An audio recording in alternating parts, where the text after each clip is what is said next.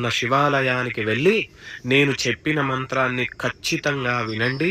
వీలైతే నేర్చుకొని ఆ రోజు మీ దగ్గరలో ఉన్న శివాలయంలో కానీ, మీ ఇంట్లో కానీ ఆ మంత్రాన్ని చదవండి. ఖచ్చితంగా మీకు శివునికి రుద్రాభిషేకం చేసిన ఫలితమనేది మీకు వస్తుంది. మంత్రం చెప్తున్నా శ్రద్ధగా వినండి. హర హర హర నమః సోమాయ చ రుద్రాయ చ నమస్తామ్రాయ చ రుణాయ చ నమః శంగాయ చ పశుపతయే చ నమ ఉగ్రాయ చ భీమాయ చ నమో అగ్రే వదాయ చ దూరే వదాయ చ నమో హంత్రే చ హనీయసే చ నమో వృక్షేభ్యో హరికేశేభ్యో నమస్తారాయ నమః శంభవే చ మయోభవే చ నమః శంకరాయ చ మయస్కరాయ చ నమః శివాయ చ శివతరాయ చ. ఈ మంత్రాన్ని ఖచ్చితంగా ప్రతి ఒక్కరూ కూడా వినండి.